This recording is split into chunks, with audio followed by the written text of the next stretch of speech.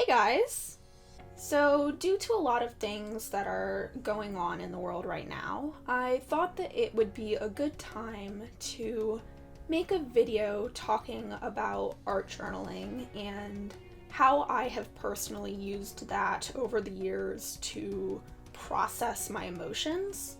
I can kind of have trouble with this type of thing sometimes, and for me, art journaling is a very good way to let loose, get out of my head, and just focus on making something. So in this video, I'm going to be going over a few different techniques that are very loose, very freeing, that you can hopefully use to create backgrounds and layers in your own work, and they will hopefully help you get out of your own head as well. Now, the first technique I'm going to be sharing with you is not really a technique as much as it is just a really good way to get your emotions out, and that is to take a page and some type of mark-making tool and just scribble. There is really no rhyme or reason to this. You're not trying to make anything. What you're trying to do is, again, get that emotion out. So in my example, I used a Crayola marker and I just scribbled. There is something extremely satisfying about this, something very freeing. It makes you kind of feel like a kid again, where you're not really thinking too much about the outcome, and it's all about how it feels. If you want to make this even more childlike, you could even use Crayola crayons or whatever supplies you might have used when you were a child. The second technique we're going to be going over is, again, very simple, and that is to tear things up and glue them down. Sometimes when it comes to collage in my journals, I can tend to get a little bit perfectionistic. I want to cut things perfectly, I want things to look good, quote unquote, but there is something extremely satisfying and relaxing about just tearing paper. In my example, I took a jelly print that I had done on a piece of paper from a pad from the Dollar Tree, and I just tore it and glued it down without any worries about whether or not it would look good. All of these techniques are more about the process than they are the actual finished result. And I think that's a lot of what art journaling is very good for.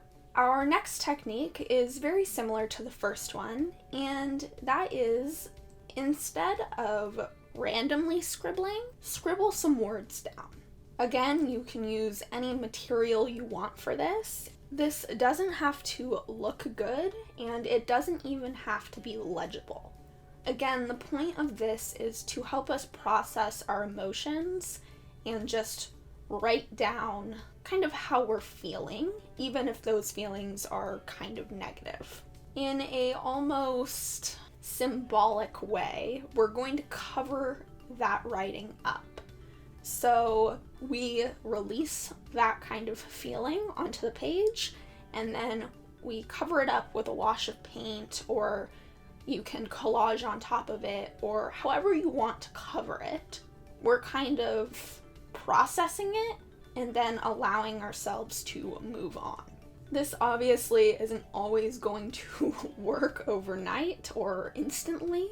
I was still a little anxious after I finished this process, but for me, sometimes there is something to be said about the symbolism of it. The next technique we're going to go over is the process of scratching into wet paint. So I used the same page as I did in the previous technique.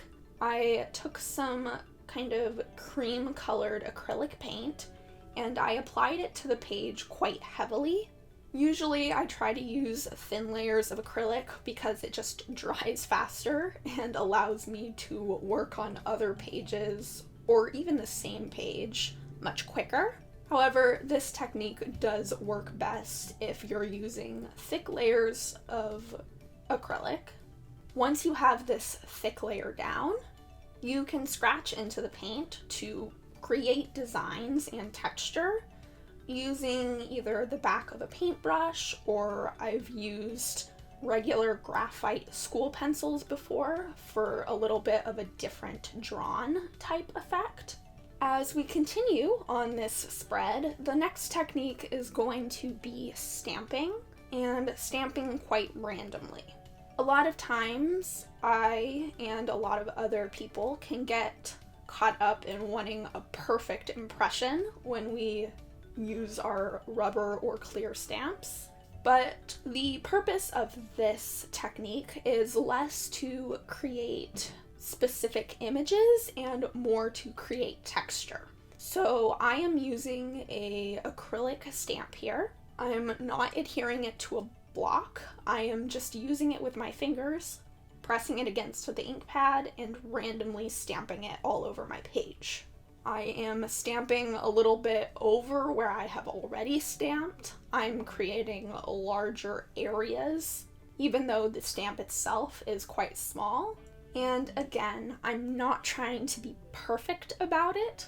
I'm just trying to add a little bit of interest. Plus, there is something extremely nice about releasing your perfectionism, if only for a short period of time. I am an extremely perfectionistic person by nature, and my art journals are pretty much the only place I allow myself to let go. So I make sure that I enjoy that time. The next page I'm going to be working on is kind of combining two separate techniques, and one is less of a technique and more of a prompt, and that is to use your favorite color without any guilt. I know that personally I can sometimes criticize myself a little too harshly for using the same colors over and over again. I know that I shouldn't, because if the colors make me happy, then there shouldn't be a problem. But sometimes I feel like I'm being boring, or I'm being too safe, or any other number of reasons that my mind gives me to try to critique myself. And sometimes it's good to go into a page intending to use your favorite color. For me, this is kind of a turquoise, kind of tealish color, and I'm combining this prompt with the technique of applying paint to a page randomly and then closing the book. Because the paint is still wet, you don't want to keep your book closed for too long, because obviously the pages will stick together, but closing the book, kind of rubbing over it or applying pressure to make sure that there's a lot of surface touching, and then opening your journal again. This technique is particularly good for allowing yourself to relax a bit, because you actually physically can't control what happens. You are really just allowing the paint and the paper to do what it will. This can be a little bit nerve-wracking for us perfectionists, but there's always an element of interest in the fact that you couldn't do it purposefully. This is going to lead us into our next prompt/technique, and that is to make very repetitive marks. For me, I'm using a white oil pastel here, as oil pastels are one of my favorite supplies. I feel like they are very freeing, and you have to let go of your control a little bit, because sometimes once they become blunt, they act in ways that you don't expect them to. And on top of this paint closed page, I just made a series of white marks all over. For me, there's something very soothing about repetitive motions, especially these very simple marks. Probably because you don't have to think about them, you can just sort of zone out and enjoy the process of making them. Another technique you can use to create texture and add layers is to scrape paint across your page. In my example here, I used a palette knife, but you can also use old credit cards, debit cards, gift cards, whatever hard plastic card you might have, and you simply dip it into your paint and scrape it across the page. This is another technique that kind of has a mind of its own, and you can't fully control what it's going to do. To a certain extent you can, but primarily the point of all of these exercises is to help you let loose. So I do like the randomness that the scraping adds.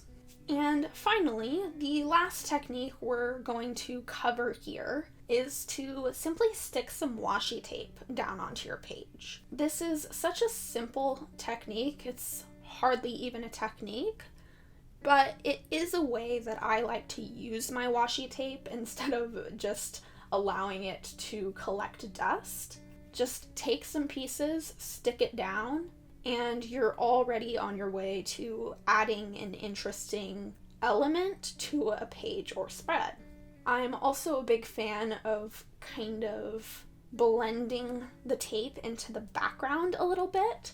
So if you put down your tape and then you use acrylic paint and kind of paint over the edges, it makes it feel more like part of the page and less like you just stuck some tape down.